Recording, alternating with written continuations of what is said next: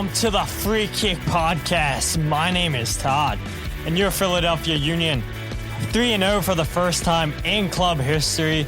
All you guys have to have is a little bit of faith. All the doubters going silent, some people eating their words, and yeah, I mean, it feels good, right? To see your Philadelphia 3-0, first time in club history. Tai Baribo can't stop scoring. Jovan Lukić looking like an all-star. Bradley Carnell, early runner of Manager of the Year.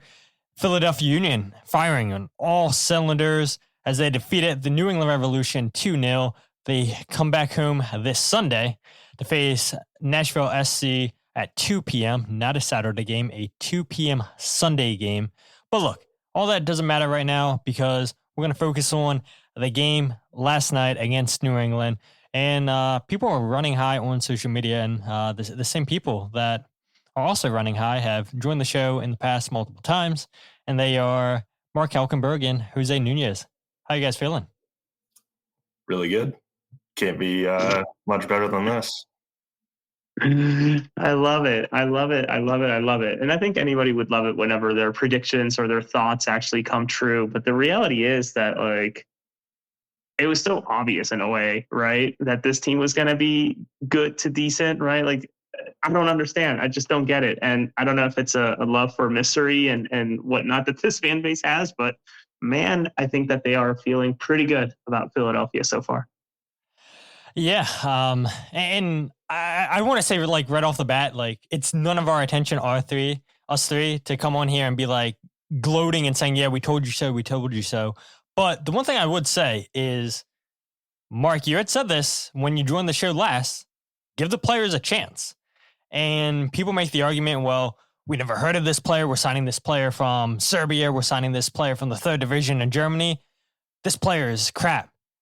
No, because like I had said to you guys before we went live, that's the majority of the players in the world when they get signed by clubs. You see bigger clubs sign smaller club players, and then they start to make a name for themselves at these bigger clubs. And so just because they play for a club, just because they play in a league that you've never heard of, doesn't mean that this player is bad. And time again, it seems like Ernst Tanner and that front office continue to find gems.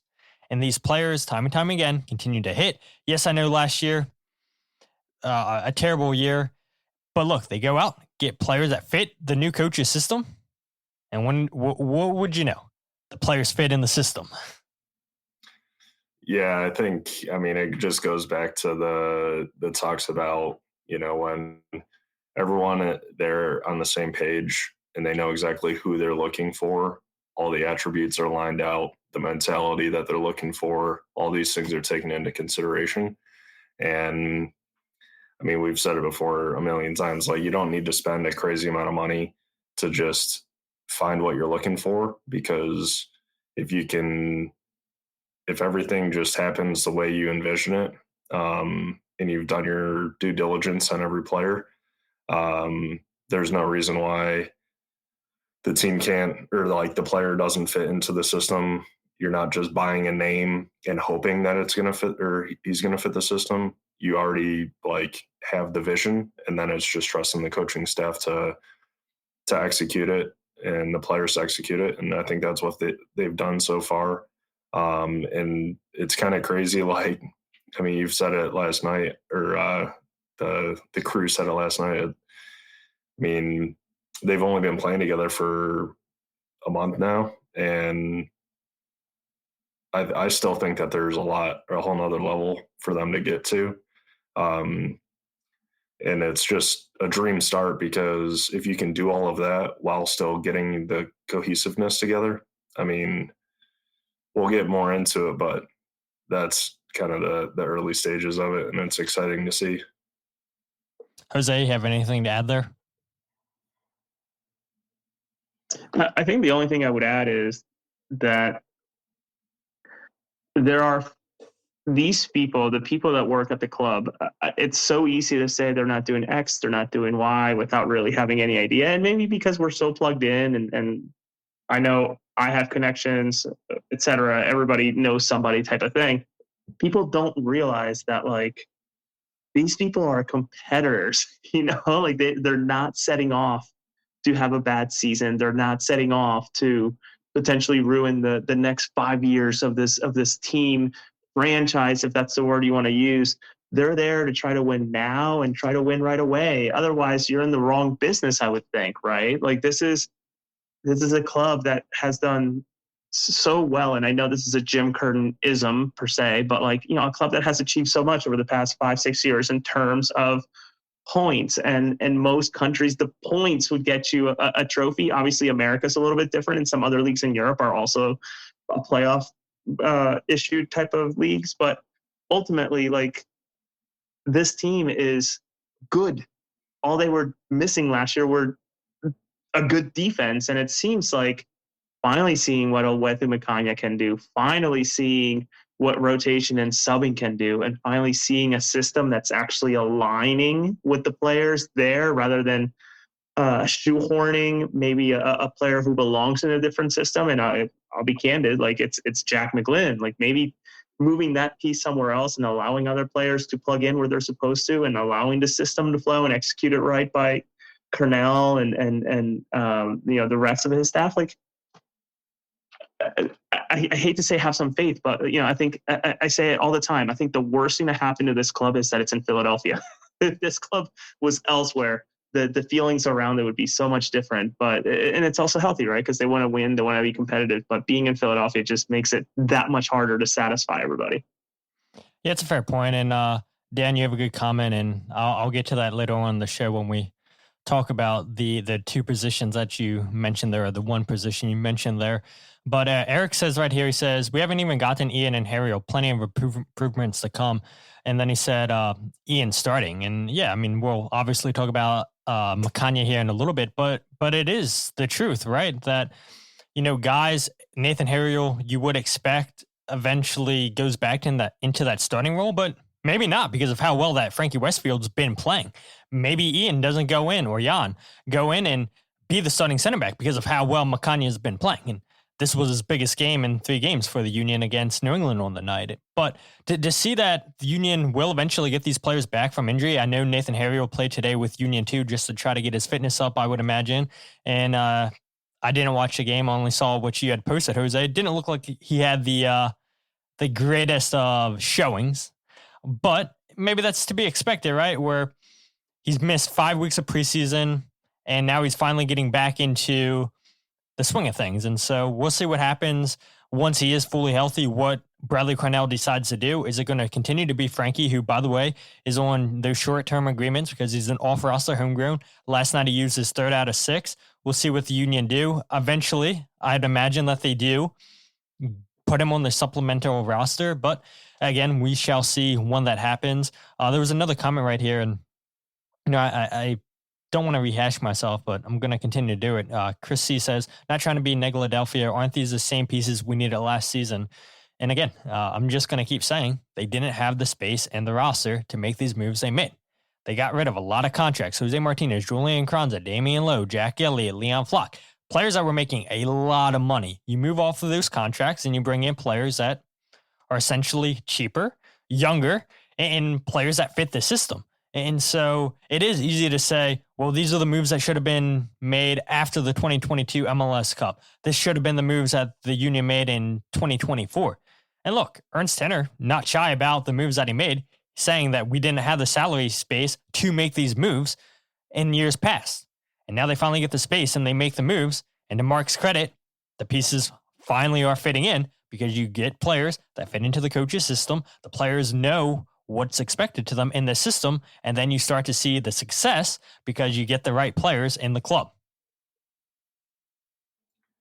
Yeah, and well, there's a couple different points to add in here. I think we're going to be jumping all over the place with all the good comments out here, but to even go back to Jose's point just about the staff that supports this team and tries to build it as much as they can. I mean, it's kind of funny how the disconnect is. I'm not sure what some of the fans think. Like, I know probably some of the people in this chat don't share the opinion, but I've seen like plenty of comments of like, oh, well, you know, they wouldn't have made these signings if the fans didn't complain. It's like, well, what do you think these guys are doing at work every day? Like, if you think about your own 8-hour a day job, like these guys, like you said, Todd, are absolute competitors. Not only are they doing their 8 hours a day, they're working on the weekends, they're at training every day, they're assessing the team, they're looking at, or they're building out as much, all these like lists of players of potential signings. And like they're constantly working. And it's funny, one of them's like, I'm like, man, do you ever take a day off? He's like, I'll take a day off when we win an MLS Cup.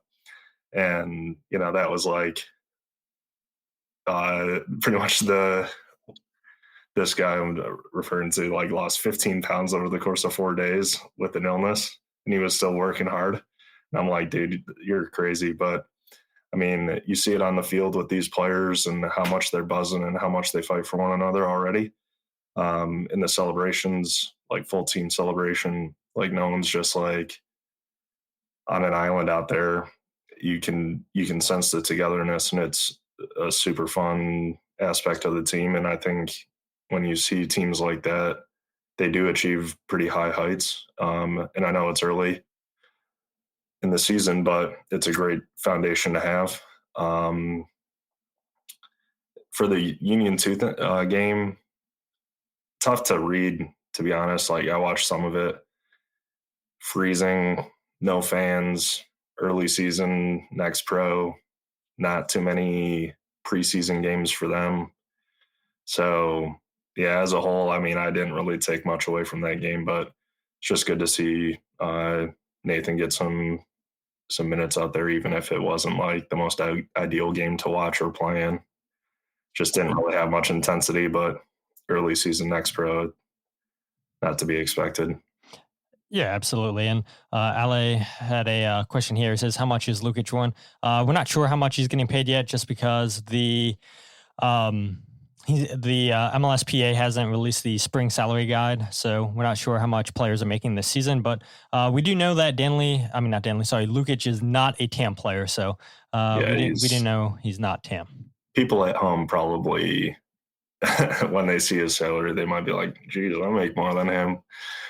So yeah, great deal for him, and maybe he'll earn a little bit more money if he keeps playing the way he is. But yeah, it's kind of funny sometimes, like seeing the MLS salaries. It's, people think like, oh, you're a pro athlete, like you must be rolling in it, and it's like, yeah, not really, not right now, until they raise the cap. But yeah, they need to raise the cap. And I mean, it's funny, right, Jose? I mean, you and I have conversations about this all the time, just looking at how much money some of these players make. And it's like, Jesus. And then you look at what some people are making in MLS Next Pro. It's like, man, you guys really love the game to be playing for the little salaries that you guys are playing for. But regardless, we shall see how much Lukić is on once the MLSPA releases the spring salary guide. Do we go into the news, guys? I don't know. I mean, we definitely got on to talking about, starting the show, how I wasn't really expecting it, which is totally fine and everything. The only thing, I guess we'll go into the news just because it's a good transition. But before we do that, I have to give a credit and a shout out to Jose and a whole bunch of other people that were in my DMs this week. And Jose's face is like, what? Because apparently there was people on Reddit asking what was their number one Philadelphia Union podcast to listen to. And a whole bunch of people had mentioned the Free Kick. So I looked on YouTube and my subscribers went up from 220 to now I think it's at 272. And I got to imagine it's all you find people of Union Reddit. So all you people recommending the podcast on there, all you people that listen to the podcast, I appreciate you guys, because I know you guys are listening to the podcast. And so you guys getting my listenership up, I appreciate you guys. But regardless, let's get straight into the news.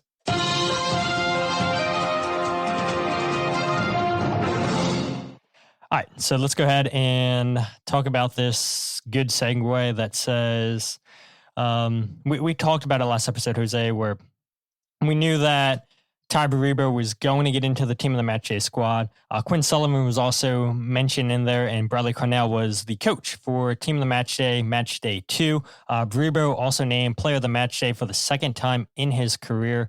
And yeah, we'll see what happens, right? Will Tai Baribo be on the team of the match day for a third consecutive week? Did score a goal in the night. Lukić, I think, has a real shot. I don't know, José, if you can put in a word to get him on there. Scores a goal, playmaker for the Union on the night. Everything went through him. Should be on that sheet. I'd be shocked if he wins player of the match day, but should be at least on the bench for match day 3. But regardless, yeah, nice to see the Union get some nice accolades there with Tai Baribo, Quinn, Sullivan, and Bradley Carnell all named to the team of the match day for match day 2, which then brings me to this transition. The Union defeating the New England Revolution 2-0 last night. Union start the season 3-0 for the first time in club history. And guys, I mean, where to start? I guess Tai Baribo, right? Getting the opening goal for the Union. 6 goals in his first 3 games. This guy's on fire. And it seems like no matter what Kai Wagner sends his way, he's going to find it and put it in the back of the net. And looking at Tai Baribo since making his first start last year against Cincinnati in the league, he scored 22 goals in 25 appearances in all competitions. Joins Ante Razov as the only players in league history to record at least 6 goals through the first 3 matches of the season. And look, again, I'm sure we're going to get comments tonight saying, well, imagine if he would have played when Julian Kranza was here. You had him on the bench. Like, why didn't Jim Curtin play him? And again, we know from Jim Curtin, it's because he wasn't happy with his work ethic in practice. Julian gets sold. You give Tai a chance, scores 2 goals in his first start of the season last year, and the rest is history with him. But I'll go to you, Mark. I mean, is it surprising watching Tai Baribo just continue to stay hot? 3 straight games scoring goals, leads MLS with 6 goals, and just to see the work rate, the relentless work rate with him setting the press and also scoring the goals. Honestly, just, I mean, every game he plays, it's not really surprising at this point, just because like the profile he has of a complete forward, like the dude just does it all. Can score any type of goal. I actually use him a lot as an example for some of the younger guys, like just because he's had such a good little variety of goals this year alone. I mean, having a forward like that in a 2-striker system is just so much of an advantage. And I was joking with you guys over the weekend, like, and again, we always have to say, well, it's early. But I mean, the fact that he's been doing it for these past several months now, the fact that he only costs like 1.4 million euros, and then like, so focusing on these 3 games, and you look around the league and all the high money, like the 21 million that let's say Lath got or brought in for, it's like for his 2 goals in 3 games versus the 6 goals in 3 games. If he can just keep even a fraction of this pace, he could be a Golden Boot winner. And having that type of threat is something that I'm sure everywhere else around the league is like, how in the hell did they like get this guy? And where can we find a guy like that and not pay 20 million for him? Yeah, exactly. Again, right? I mean, it goes, I guess, to show you that spending high and big salaries on player doesn't necessarily mean that, okay, you're going to get the goals in return. There was a comment here, and we can go ahead and shift to it because I did want to bring this up. Eric says, I love seeing him stay hot, meaning Baribo, but I'm so worried if he keeps it, he's getting sold. And José, I mean, that's kind of my thought too, right? I mean, teams pay for goal scorers. 27 years old in the final year of his contract. He has an option for 2026. And with the rate that he's putting the ball in the back of the net, that screams a DP salary coming his way. But if the Union get a good enough offer, and I do think that he is good enough to play in Europe. Don't forget, he came from the Austria Bundesliga and had success there. And that's what prompted Ernst Tanner to sign him, just because he was scoring every other game. I forget the exact numbers. I'm sure somebody in the chat can correct me on them. But look, he's proven in Europe, came to MLS, and now he's starting to prove himself in Europe. He gets constant call-ups with Israel. Could Tai Baribo potentially be on the move if he continues to score? I would think that there's certainly some interest, considering, as Mark brought up earlier, it was last summer that he really started going on this tear. And I know we sort of joked about it, but it's the truth. Like, it took 2 silly yellow cards off of a corner kick to sort of slow him down for a match or two during Leagues Cup. And then once he came back, it was like nothing stopped. And then again, fast forward to the start of the season against Orlando, and then Cincinnati, and now doing it against New England in a cold, crappy turf stadium. Like, I don't know what it's going to take to slow down this guy. And there's something to be said about, I think, Kai, right, in terms of being helpful in the success and sort of having that connection. But man, Tai is just, it makes you wonder, right, with Curtin, like what was going on. And sure, like Julian Carranza was there, and that's maybe what was going on, but ultimately how this guy didn't get a chance, like we saw Chris Donovan go in before this guy, and that's sort of such a mind-boggling thing to think about now. But yeah, nonetheless, I can't believe the start that he's on, and it continues to prove the mindset of finding these players where no one's looking versus going and being plastic per se and going and bringing a latte law for 20 some $1 million, whatever it was, like an unbelievable fee. So for what it's worth, I think the Union could and probably will cash out. Should the right offer come, why not? And probably they already have a short list of who they would replace him with. So just unbelievable start for Baribo. And I just looked, there's still no official international call up for Israel, but I'm sure that'll be dropping here in the coming days as the UEFA Nation Leagues are about to kick off once again mid-March in a week or two.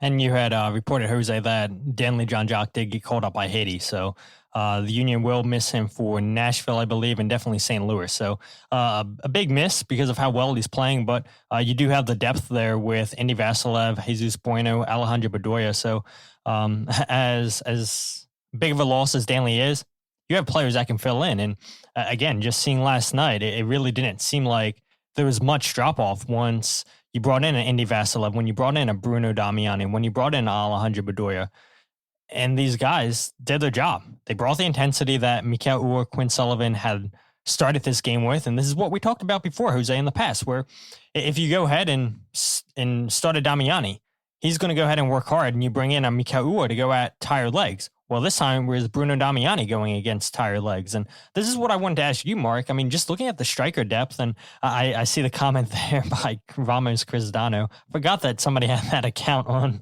on Twitter. He says, Jose, was that Chris Donovan slander I heard? Maybe. But just looking maybe at a little bit. But looking at the striker depth, Mark, I mean, this has to be up there with some of the best depth in all of MLS with Baribo, Ua, and Damiani, I would imagine, right?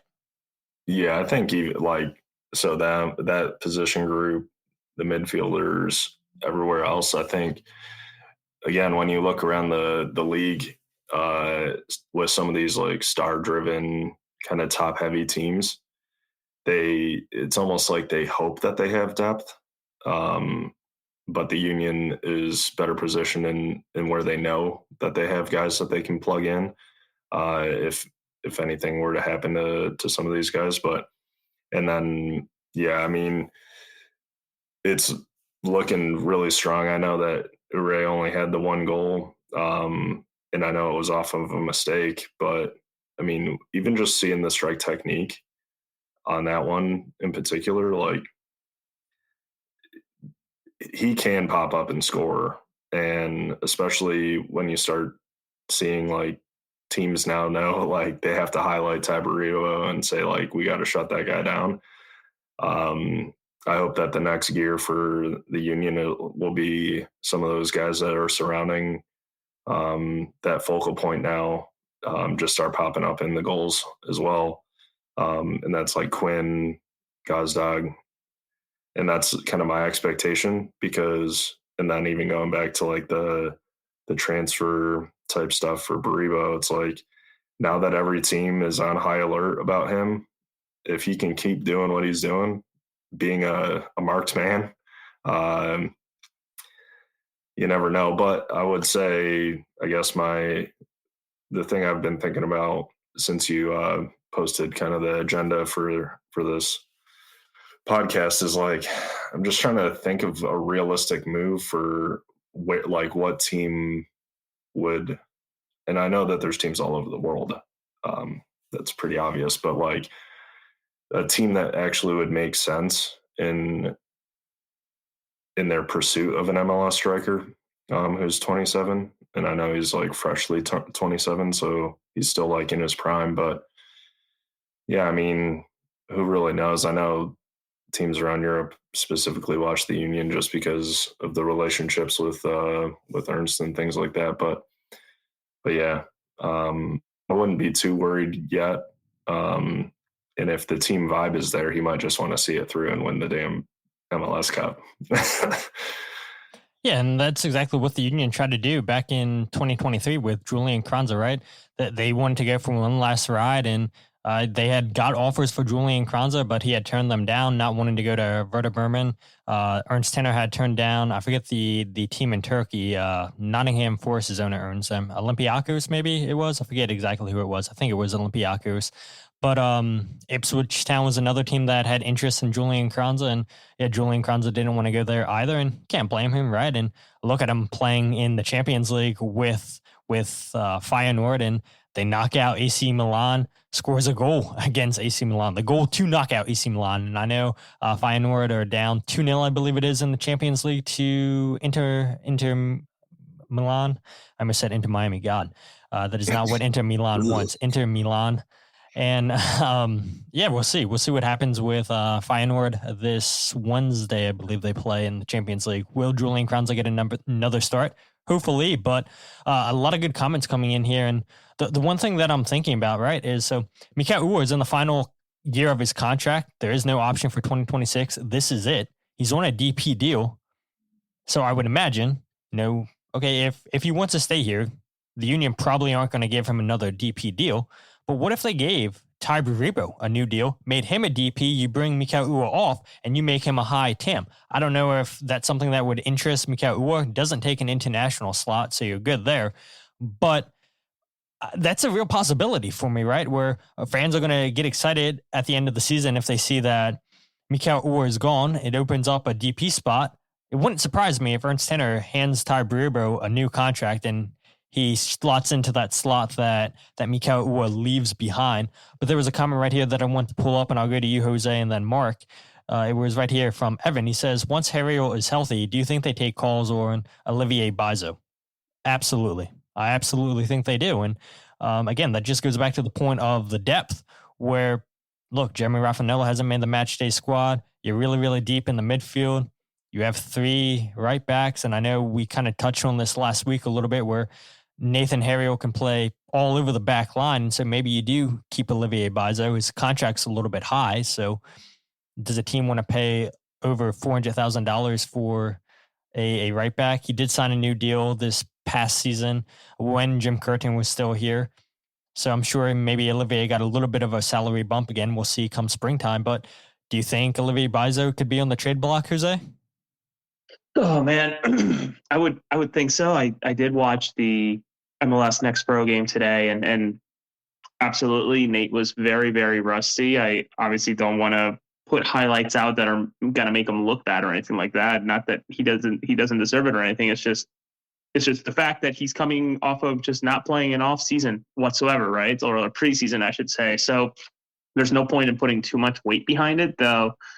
I would think that once Nate gets healthy, it'll be a really, really interesting conversation, onto what Bradley Carnell. And in fact, I think, Todd, you and I have had a conversation of what do you mess with something that's working well, or do you go for the former, or I guess the current Olympian, since they haven't had another Summer Olympics? Like, do you go to him right away and take Frankie off? It's a really interesting situation and a good problem. Where Olivier gets tricky is, you're right, his salary, right? Is there a club that wants someone of that salary being a bench player, being a starter? I don't know. I can't think of the top of my head anyone MLS club that would immediately go for that? Would there be a USL club that's interested in splitting the salary with the union, maybe a 60-40 or a 70-30? I don't know. That could be interesting. I don't know the particulars behind Matt Real, but think about how much good that did for his career going to Colorado and being happy enough to just go back again and make it official for, I think he signed a 2-year deal or 3-year deal with them. I can't remember. So, life-changing for him in a way, not salary-wise, but happiness. So I'm intrigued to see what Olivier wants to do. Does he want to go back home per se? I don't know, but all I do know is that these types of problems are the problems that coaches want to have, right? Where we have good players that can step in for one another and pushing one another. It's I'm sure something that Bradley is smiling ear to ear thinking about and trying to figure out how to work it out. Yeah, sorry, I was trying to quickly pull up to see how much money, how long of a contract Matt Real had signed. Couldn't get it in time, but Olivier Mbaizo last year was the 24th highest paid right back in the league, making $423,000. Again, signed a new contract in the towards the end of last season with Union. We'll see if he got a small pay bump. But Mark, I'll ask you, right? The same question I asked Jose. Where you look at a Frankie Westfield, probably surpassing expectations for a lot of people in that organization, definitely a lot of fans. Maybe some people that watched Union 2 would say, yeah, this is to be expected because of how well he played with Union 2. But Nathan Harriel can play along that whole back line, and maybe you keep Olivier Mbaizo because Nathan Harriel is essentially your backup left back if Kai Wagner needs a break, if he gets hurt, because we've seen Nate play there in the past, and that means, okay, if Frankie Westfield can't play the full 90 minutes, then you bring in a Olivier Mbaizo to be the backup to Frankie Westfield. Yeah, and I know it's not as congested of a schedule as, and I think that's part of the issues last year, starting off with God, 3 games a week on some weeks for the first month and a half or whatever. Wasn't that great. But like Jose said, I mean, it's a good problem to have. I think, you can, I'm not there in training at all, but I've heard some very positive things about the team in general. And I think rotation, regardless of not having to do Leagues Cup and stuff like that, will still be a benefit if they keep rolling and new goals are kind of set, and you wouldn't necessarily want to part ways, or I mean, maybe you can recall a loan if you ever need, but yeah, just having the depth is an advantage that a lot of teams wish they could have, and maybe there's an opportunity to morph the position a little bit sometimes with a couple players just to get them in there and contribute. So I'm not sure if that would be an option for some of these guys, just to keep them out there and playing and just keep them fresh. But those are just some of the questions as the season progresses. So there's a question here, Jose, a little bit ago from John. He says, at what point do players in MLS make enough money to stay in MLS? Baribo leaving at 27 is not a league of choice. I mean, what would it take to keep a Tai Baribo in MLS, you think, Jose? I think the one variable that you can't really quantify is how much more does he want to achieve, right? Julian Carranza was making, what did he end up at? Over $1 million, I think, once he departed, or as he was. How much more would it have kept him? I don't think that there was an amount, considering how badly he wanted to go to Europe, right? And in my conversation with him, I think it was pretty clear that Carranza wanted to find a way to get to Europe to then hopefully, much like Tati Castellanos in Lazio and New York City, find his way to the national team, though a very tall task when you think about Argentina, but nonetheless, all that to say, what does Baribo want to achieve? Is it MLS Cup? Maybe. I would think so if he's there right now. Or is it going to Europe to continue to advance his career?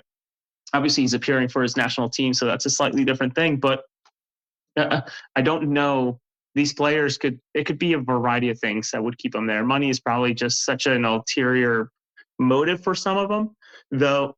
I would go ahead and guess, just based off of Bruno Damiani's agent's interviews, where, once MLS, and it was something of the sort, so not a straight quote, but like, getting money or getting a contract from MLS, it's like getting money from Coca-Cola or a blue chip company, where it's good, it's gonna come through, versus having to deal with a Boa Vista out in Portugal and begging and praying that your paychecks are gonna come through, right? Just ask, was it Reggie Cannon, right? Just ask him how much of a trouble it had to go through court, I think, to finally be able to move on and come back to the United States. So maybe he loves the standard of living here and he's not interested in moving, and money's not going to be the issue. It's very hard to answer that without actually asking him and hoping that he gives you an honest answer. Yeah, fair point. I agree, and there's nothing really I can add there. But as we switch topics again, you guys are keeping the show going, and I appreciate you guys keeping this discussion going. A little bit out of order of how I imagine the show to go, which is no problem at all, because you guys are so engaging, so we appreciate that. But that is the Union's defensive adjustments, first clean sheets of 2025, and I guess we'll go ahead to Mark. We haven't heard from Mark in a little bit, but a big part of that is Oluwatu Makanya filling in for Jan Glavinovic. And José with his shirt over his face, because José, you guys have heard him here on the show multiple times. You've seen him on social media complain about Makanya being a U22 signing and not featuring at all for the first team. And I saw a comment earlier on in the show where somebody was talking about, Jim Curtin messed that one up too, not giving Makanya a chance. And look, 3 games in, Makanya has his very best game. I know short Union career so far, but huge performance from last night against New England, Mark. Yeah, I think there's even a step above that. For my coaching side, I always say, like, and I know Union do like the full team press, but the first line defense is just the midfield. And I think, and I've said it to you guys when Jovan was signed and we talked about it, but I said how the center back will probably like playing with a guy like that in front of him, because, I mean, it's just a nightmare if you're a center back having to mark or take care of the opposition's forwards, and then you just see a free running midfielder running at you, and now you have to make a decision on, well, do I need to step to this midfielder as is dribbling at full pace in freedom, or do I stick with my guy? And I think, like, that's just a terrible situation to have to be in. And I'd have to go back and see all of the goals that were conceded last year, but I have a feeling that was, if we talk about team defense and what the differences are between like last season and this, when you're a center back and you have guys that are willing and eager to clog up the midfield, and then you're just kind of like playing cleanup. So that I was told an insider stat today. You'll love this, Todd, and I guess José too. But Jovan is in the 95% or 95th percentile of pressure regains, and then Danley is in the 96th percentile of interceptions. So when you have like that, those 2 big defensive duties already taking place ahead of your center backs, like that's a dream. And then the Carnell effect, it's asking the center backs to be a little bit more aggressive.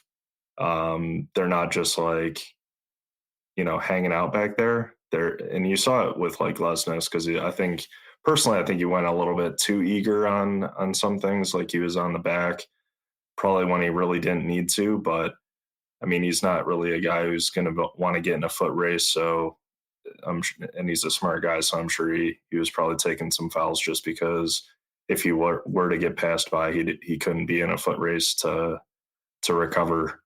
So it's just like all around smart defending, and I think that's why you see Makanya kind of taking this early leap. And I'm I'm praying it pays off, because as soon as it does, Mr. José Nuñez owes me some beers. Yeah, I'm just happy for the kid, because like, I would always say, like, man, people kind of like treat him like he's a 25-year-old on Union too. Like, they forget that he's just only 20. And I mean, he's probably loving it, because I mean, his profile, talk a lot about profiles, but it fits so much into what Carnell wants, like athletic, aggressive, like within reason. And just his overall style and dual winning. And just the more he gets comfortable out there, and this whole team gets more comfortable, really understanding like how each other play, how to break down teams together. Like, I still think that the best is yet to come. And it's just such a great start for guys that were kind of written off in a way.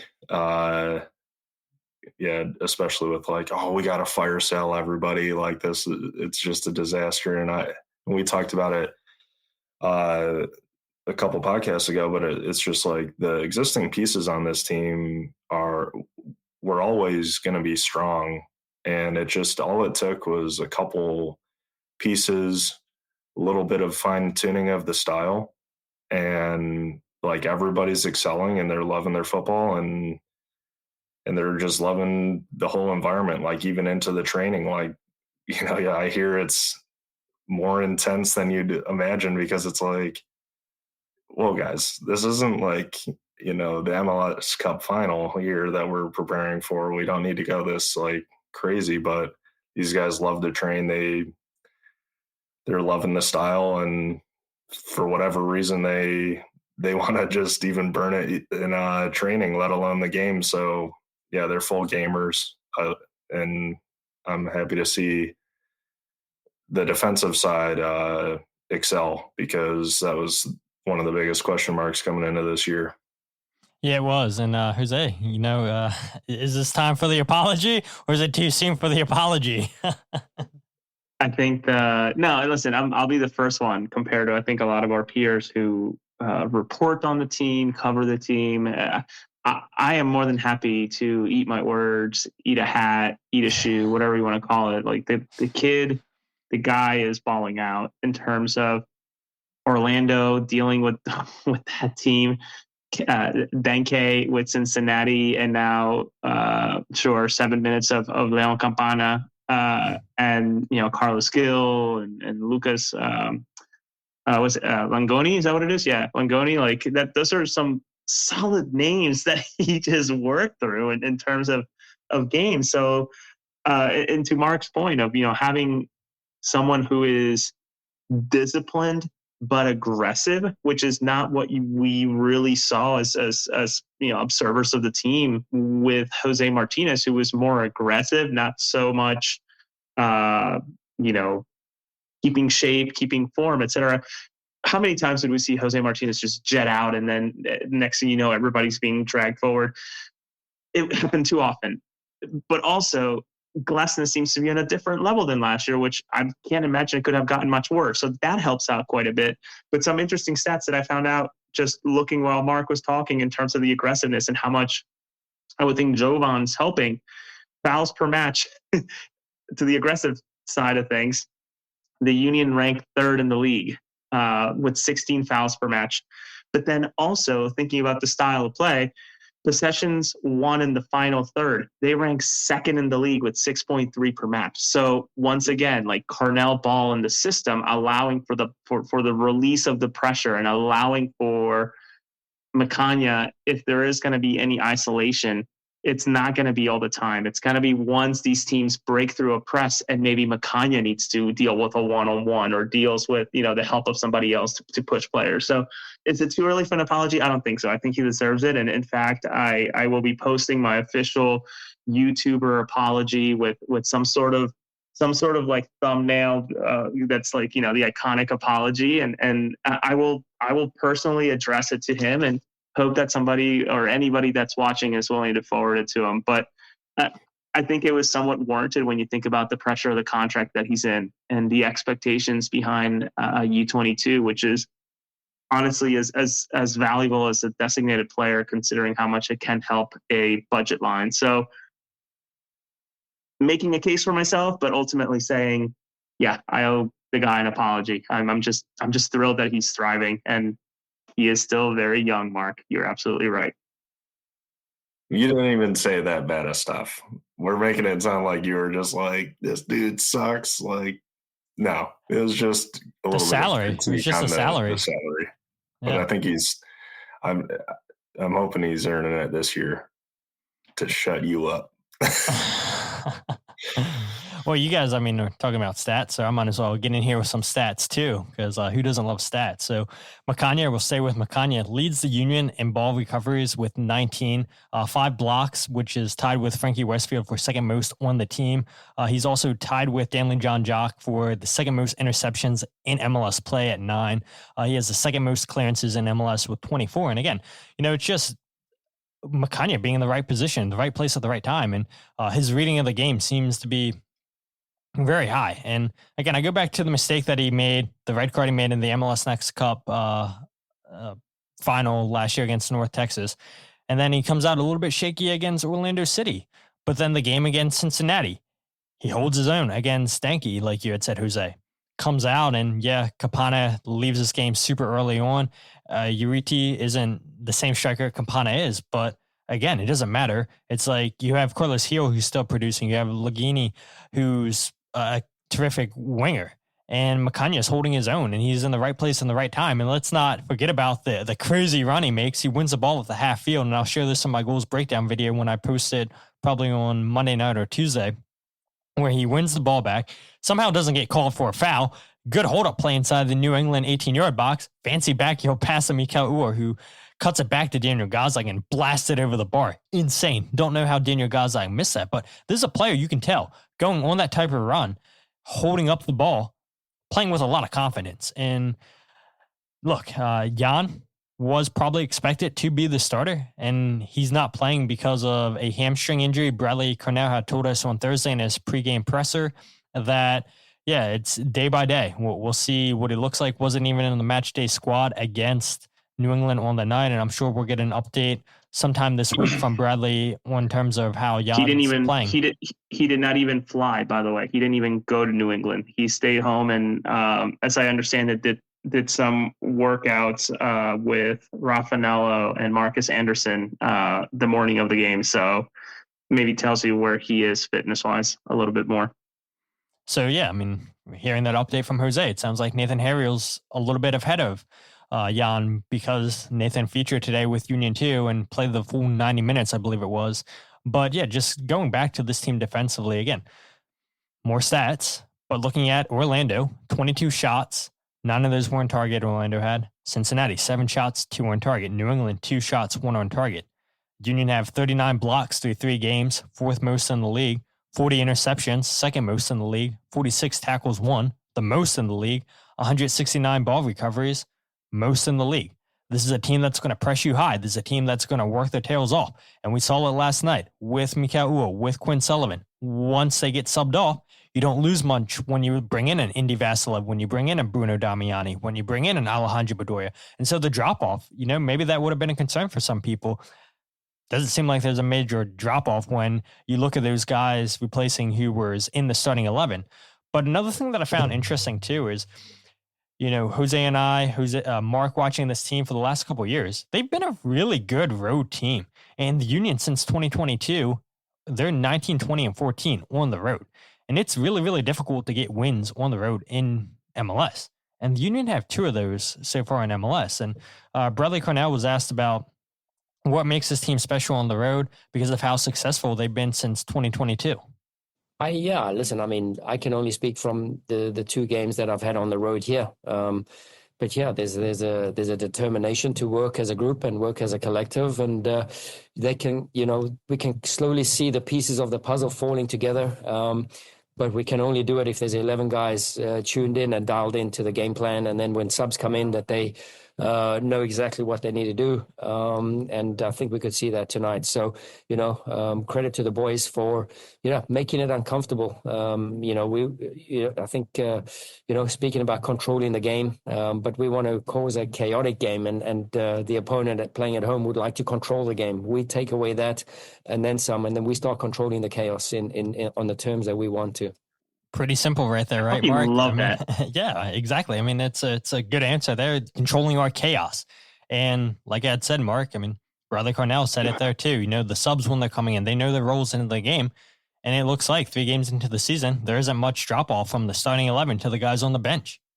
No, I mean, when you look around the league at some of and we touched on it, but I would almost say that the Union, without a doubt, have a bench that is better than half the teams in the league, and the depth that they can rely on. And even the guys who are in the starting 11 that aren't popping up on the goal sheet or on the stat sheet in terms of like goals and assists, like I think even some of those things will start ramping up, and it'll just be, but us on the free kick, a lot of optimism and in belief. And I think with the way Carnell just says, like the way they want to just fight together as a team and fully back themselves. That was even, I think in Tai Baribo's post game after the Cincinnati game, it's just like, we believe in ourselves, and that's all we need. And I think now that the fans are coming around again, like hopefully the home form picks up. Because if that does, then we're looking at even more reasons to be optimistic. So what Mark's saying, the Union are going to go 34-0 in MLS play this season, not losing a single game. I will. Well, okay. I will say that's. I even have written down all right, 3 wins in the first part of the season. It's fantastic. That's a dream start for any club. Inevitably, no team is going to go win every game of the season. So there will be, some little valleys. Hopefully they're not too low, but setting themselves up so good right off the start, because if you really think about especially with the new playoff format, or just having the playing game, it's kind of like a baseline of a race to 40 points. And the fact that they're already a fourth of the way there, and we'll say 50 because 50 is just guaranteed playoffs. A fourth or a fifth of the way there, and you're only 3 games into the season, and then you have 5 home games in the next 7. If they can get up to 21 points, so 4 wins out of those 7 games, realistically, and let's say that they don't, even looking at this month, if out of the next 3 games, if they get a win, a loss, and a draw, that's going to be incredible for what they need to get to that that point. And I think a lot of people might not realize it, but around the league and within the staffs, it's kind of that's kind of how they look at it, is if we can just steamroll early, get to our points, and then we can start organizing ourselves and really figuring out the next step of the strategy is how to win the MLS Cup. First is we need to get to the freaking playoffs. That's step 1. Then we can start fine tuning and really start strategizing for how we're actually going to win this trophy.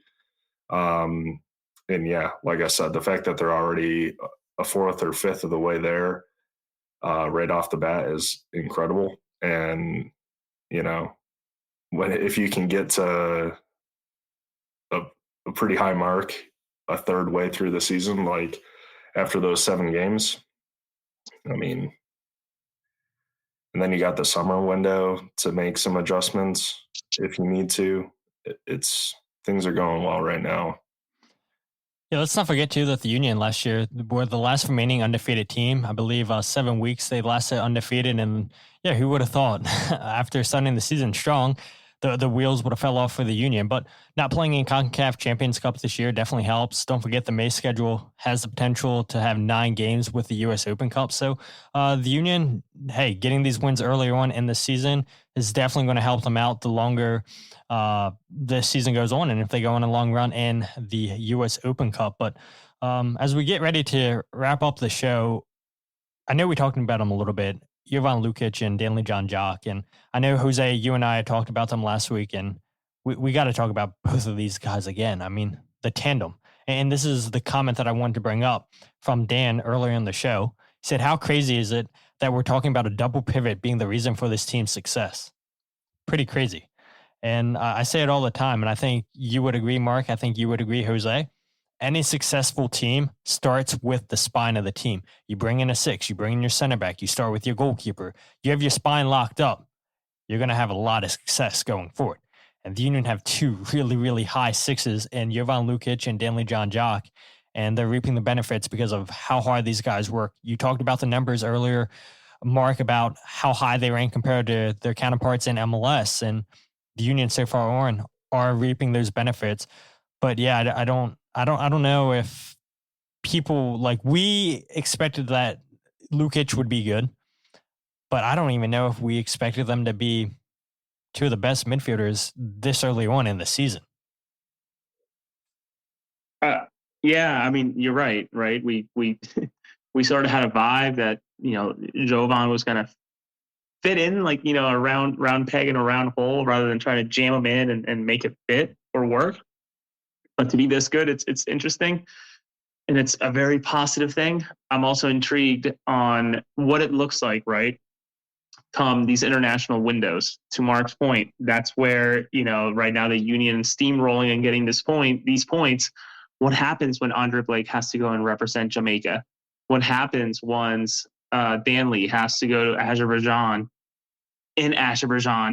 to play a match that many 11 hours away, right? And has to come back and then play whatever days later.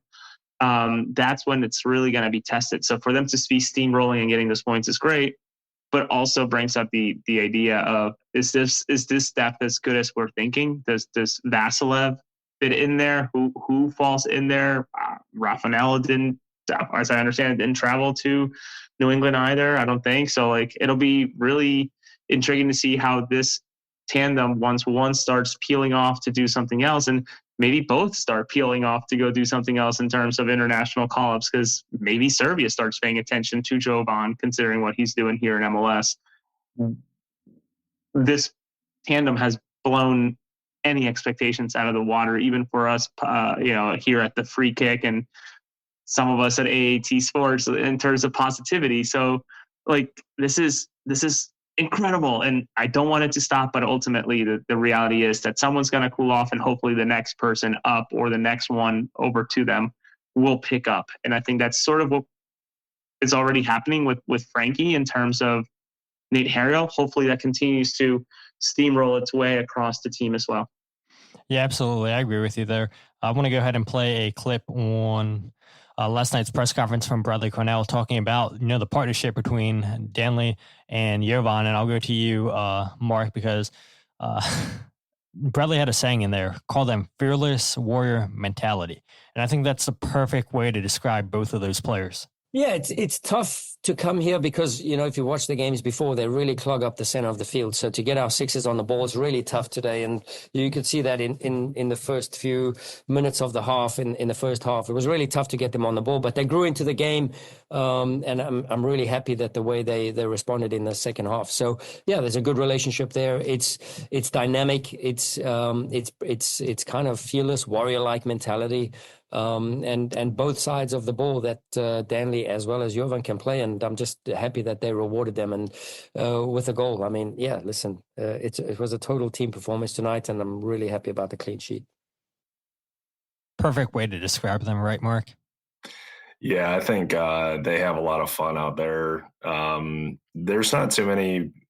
You'd imagine, I guess, that there's some midfielders out there who don't really enjoy having to win the ball, or they don't like take pride in that stuff. But like when you find a couple guys that really enjoy it, and it shows in their play, it's a really cool thing. I think, we knew that Lukić was going to have a really positive effect. And I thought that even just on paper, before they even joined up together, that they stylistically get along very well. And you've seen it just even in their defensive coverage. Like they can kind of cover the whole sphere of or like what they're responsible for in there. And I'm usually not even a double pivot guy in my coaching. Like, but the fact that they're able to provide, obviously we've talked a lot about protecting the back line, so they achieve that, but they also just give a lot of freedom to the guys up ahead of them, just with their type of coverage in behind the 210s. So it's just like that influence across the field can't be understated. In terms of like, players going in and out for international breaks and stuff, I trust the coaching, I guess, to make sure that they can bring some guys up to speed. And I mean, I think everyone on the roster is a smart guy. It's just a case of like, if you give any player on any team the correct instructions on like, I just need you to do these 5 things. That's all. And we'll be fine. And then if you got a guy who's humble enough and team centric enough to take that list of 5 things and go ahead and do it, you'll see some really great performances out of guys that you might not even expect. So yeah, I mean, I'm scared sometimes about like, players coming in and out of the lineup, because you don't want the wheels to fall off. But that's just a case of trusting the guys that can get out there and set these guys up for success, especially since they've already started to do it. Yeah, you're absolutely right. One thing I'll add super quickly. I'm sorry, Todd. As you talk about these international call-ups, and I'm starting to think about all these different age groups and the situation that the Union find themselves in with the right back. Frankie Westfield could be an international call-up for the U20s. And at that point, is Nate Harriel up to speed enough to come in and plug in, or is this going to be the Olivier Mbaizo show, right? And when does the window start? The 16th of March, I believe. So I understand that age group is going to Spain for camp and playing some games there. So if Frankie does indeed get called up, who steps in and how does that work out? That's where, it's starting early with the Union and some of these players being mentioned for international call-ups. And as Mark says, I think everybody should be hopeful that the next man up can figure out those 5 things that Bradley Carnell is going to ask him to do and just execute, right? Think about that Portland game last year and how those guys executed that plan to a T under curtain. So hopefully that can translate here too. Yeah, I agree. And look, as much as fans don't want to hear this, that, they hate when the Union sell homegrowns. They hate when they sell other players. Like, we talked about this before. I'm pretty sure the last time you were on here, Mark, that it's not a bad thing that MLS is a selling league. Most of the world is a selling league. And if you have good scouting, then you'll be able to find players that replace the players that you sell. And so getting call-ups to the national team is only going to put more eyes on these players. And the more eyes on these players means more than likely there's a higher chance that they get sold in the future. But one thing I want to touch on with Lukić, I'm not going to play the video. You guys can check it out on the Union social media. But Jovan was speaking with Sage Hurley after the game, and he used phrases like, "I'm so happy. I fell in love with the fans, the club, staff, and players. First time in my life that it feels like I'm a part of a team." And you see the players after the game hugging and dancing. You see the coaching staff hugging all the players after the game. And yeah, it really is a family style of team. And this is something that's been there in the past, but, seeing these smiles early on in this season, and I don't know. It kind of seems like, Jose, these guys are even a bigger family than what they've been in the past, which I didn't even think was possible when you look at that 2022 team. But earlier on, it definitely seems that way. Yeah, it makes you wonder, right? And I've heard rumblings. I don't know if they're true or not. Maybe I shouldn't be saying it out loud, but my understanding is that Jim had his guys and his guys were it, right? And those were the guys that would play. Those were the guys that would whatever. I don't know if that's true, but what I think we can assert from some of these glimpses into the locker room, may it be post-game speeches from Bradley Carnell or Sage Hurley, what up, Sage? Keep killing it. Interviews with the players post games, and just the joy and those very quotable phrases that Bradley continues to drop of these are warriors. These are guys that are buying into the system, and suddenly they have an appetite for the system because it's working. Maybe just feel like this is home, right? And this is their family, and they're willing to fight for one another. My God, I think in the Coffee with Sage video that the Union posted, Bradley was thrilled to see this very single moment with Quinn Sullivan fucking cheering once the press worked and the ball went out, and he's just fucking losing his brains because of that. And I'm thinking, yeah, these guys fucking bought in. If you got an attacking player cheering because someone deflected the ball out or they forced the defender from the opposition to kick the ball out, that's when you got somebody who's bought in, when in reality they should be celebrating like that for a goal, but instead they're celebrating for defense. That's like, it doesn't compute in my mind when players do that when they're supposed to do the opposite. It just goes to show that they're completely bought in. So I am surprised, and I'm just so happy it's working, and that everything is just sort of jiving right now. And again, as I hear more about what's going on behind the scenes from people, everybody's just impressed with Bradley and how willing he is to listen and how willing he is to try to understand the way that things were done, but also reminding people that I'll listen, but this is the way we're going to go now, right? And even in the questions that we hear, Todd, during the press conferences, different reporters for different outlets bringing up last year, and he's very quick to dismiss that, right? Like, I wasn't here last year. I don't care what happened last year. I'm here in the now. And I'm thinking to myself, fucking bravo, right? Like, incredible. That's fantastic. You don't want to forget the past, of course. You want to build on it, but you can't. It's just the perfect tune to reset what this club needed, which is what happened this offseason. So I was skeptical in a way, but not as skeptical as others. I'm just so thrilled that it's like an well-oiled machine right now. It's great.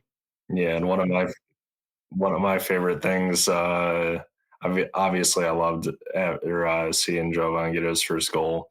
But right toward the tail end of the game, I commented on it on the stream yesterday or last night, but just when Noel Buck versus Frankie Westfield right at the end, and then Lukić wins the goal kick, and then Lukić just like gives him a stoked chest bump, and I'm like, man, these guys are boys.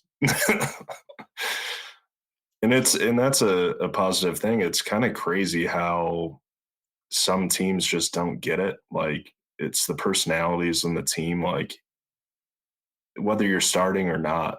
And obviously those two are starters, but just all the way around the team, like you see them celebrating with the guys warming up and the smiles on the guys warming up. Like, Mbaizo's hasn't been in the game, but like, he's lighting up when everyone's celebrating, everyone's hugging. And when you get just guys rooting for their teammates to be successful, not sitting there on the bench like, man, I hope he messes up so I can go in, or having that like negative approach, just, I don't know, it's not that great because, well, obviously it's not great, but the fact that all these guys appear to be rooting for each other out there, it's a great thing. I know, last thing I'll say about that aspect, I just see like some of the teams, I think like back to the Tottenham team that made it to the Champions League final, like in all the videos that you saw of them, it's that same vibe. And obviously they didn't win the Champions League that year, but I mean, they weren't like a perennial club that's storied over decades of trophies, and they made it there. And I think when you look around to some teams, when everybody's just like on that vibe and pushing each other in training and everything like that, like, you know, you can do anything. Yeah, you're absolutely right, Mark. But so I'm so excited to show you guys this video. I don't know if you guys saw it yet, and it sucks for people that are listening to this audio only. This is even more reason for you guys to watch when we do these podcasts live, or go back on YouTube and watch the live video. But a blunder of the week is a joke. When I was looking at this, we have 4th division soccer in Poland between GKS Wikielec and Legia II Warszawa, where this is the worst penalty call I've ever seen in my life. And I'll go ahead and play the video for you guys here on social media or on YouTube. I mean, look at that. The guy is stumbling over his own feet, and the defender gets a straight red card. How? How is that? How is that a penalty given? A straight red card. The guy's stumbling over his foot. And go ahead. Leave it to the 4th division of Polish soccer to see a straight red card given for a guy who's tripping over his own foot. Yeah, not good.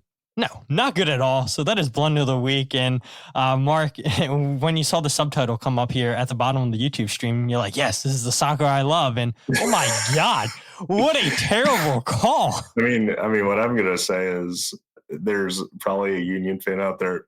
Yeah, that's the type of league that the Union scouts are looking at. It's like, no, don't lump them in. That is horrendous though. Like, I mean, I know that it's such a small group of players that maybe would ever do this, but like, even if I were in a men's league game and I did something stupid like that and I just tripped over my own feet and the ref like thought it was a PK for me, I'd be like, no, just don't. We don't need to make this a viral clip. Jose, did you ever do anything like that in your career? Absolutely not. If not, as Mark says, more often than not, if a call that a referee makes benefits me and it's egregious enough of a call, I usually say, nah, that was not a throw-in. I booted the shit out of that and no one touched it. Do not give me a throw-in in the final third. Like, just give it to them, or you know, we correct it. But man, what an obnoxious clip. To me, that looks like a referee that put some money on his own game. Honestly, it looks so bad and so obvious. It's so obvious. I mean, obviously they don't have VAR. At least I'd imagine they don't have VAR in the 4th division in Poland. But come on, like, it wasn't even close. That's got to be like they were in cahoots, because it's like, hey, striker, if you get in on a breakaway, just like stumble down like right at the edge of the 18, I'll call it. It's like, okay. Because there's no other excuse. It's just so wild to me. Yeah, I mean, watching the replay here again, I mean, it's insane to me. And he looks off, too, in this video, by the way. I mean, it's hard to say with his video, but the attacker looked well off sides. He's stumbling over his foot. Nobody's close to touching him. And straight red card to the defender. Insane. I mean, it is insanity. But look, I guess this is what you get in some of these leagues around the world. And so that is my blunder of the week. And I'm so glad that I was able to find this video. And as always, you guys can nominate nominations for blunder of the week, and I'll take a look at them. And if it's worthy enough, we'll feature it on the podcast. But Mark and Jose, I knew this was going to be a long episode. It always is when it's the three of us. A lot to say, but 520 people watching live. Most of that's because of Jose. Thank you. And yeah, we did well to inform the fan base and just really recap this game. Really dominant game from the Philadelphia Union. Started off a little bit shaky in the beginning, but they didn't bend, as Jim Curtin would always say. We bent, but we didn't break, and that's exactly what happened with Union last night against the New England Revolution, starting the year 3-0. Mark, I'll go to you. Where can people find you on social media? It's just at Mark Kelkenberg on X, Twitter. He has a YouTube page. Don't let him humble you. but that's like just highlights. I'm starting out my, or I've been doing some spring season for NCAA, and that they take like a mini spring break. So then I'll have an announcement for like US Open Cup eventually for the first round. No, I'm not going to say it because I think I know what you're going to say. So I'll let you guys both plug that when it's time to plug that. But Jose, where can people find you? You can find me at Jose R. Nuñez 91 on Twitter, X. I finally got access to my Instagram, so I'm going to turn that into a reporting beat to continue to maybe expand this operation a little bit more. I don't know what games I have next week. I know I don't have the Union one because I leave the 16th to go out to Denver, San Francisco, Seattle. So I have Saturday. I don't remember what games. But hey, I just want to give a quick shout out. Congrats to Anthony Fontana, Matt Real, Josh Jones as well, and the entirety of Rhode Island for the USL season starting. Rhode Island starts next weekend, but the rest of those guys early on getting their feet under them. Brandon Craig getting his first start for Montreal this weekend too. That was awesome. And behind me now, Nelson Pierre getting a start for Vancouver Whitecaps too. So congrats to those guys. Great. I hope they have a great season and best of luck to them. And thank you to everybody listening, whether it's AAT Sports or The Free Kick or reading some of our stuff. Always appreciate the reading MLSsoccer.com. Appreciate you all. Make sure you visit that website. Please keep me employed. I like making money from that. So please read those articles. So what you're saying, Jose, is you told me last week it's going to get annoying when I plug you as Jose Nuñez from MLSsoccer.com. But yeah, here you go plugging your own stuff. So I'm going to continue plugging you, Jose Nuñez from MLSsoccer.com. So that's what people know you right from now because we got the big show. Yes, and somehow it's not costing me anything to have somebody from MLS here yet. So I appreciate it. I haven't invoiced you yet. You going to charge me in GAM? How much GAM? I'll charge you in GAM. No, I appreciate the kind words. I'm just a fortunate dude. That's all I am. I'm just a little guy, or whatever you say, right? I'm just always a little guy. You know that. My Columbo meme, it's gonna forever live on my phone. Yeah, but if you guys aren't following the podcast on Twitter, Instagram, or Facebook, follow at Free Kick Pod, wherever you get your podcasts, The Free Kick. Check out the YouTube channel. We're live every single podcast. YouTube.com/Free Kick Pod, where I also do goals breakdown videos. Tony, I came here from Reddit. Got to say, I love the goals breakdown videos. Keep those coming. You'll see a goals breakdown video either on Monday or Tuesday morning. Appreciate everybody from Reddit. Again, started the show talking about Reddit. All you guys came here. Subscribe to the YouTube page. And I appreciate the love you guys are giving. And if you guys want to check out my writing, my podcast, or the goals breakdown in one place, thefreekick.substack.com. As Mark and Jose just did the snake celebration that Jovan did there. And I saw the comment here by Evan, snake there. Jose's doing his typical superhero. I'm not even going to try to attempt to do Frankie Westfield's celebration. But yeah, the vibes are high. You guys are, yeah, no, it's this. Yeah, something like that. He does it so much better. But yeah, the vibes are high. You guys showing us a lot of love, and I appreciate it, guys. Thank you guys for checking out all the content. We love keeping you guys informed. We love you guys commenting on the YouTube page, and you guys are the best. So until then, my name is Todd, and this is The Free Kick Podcast.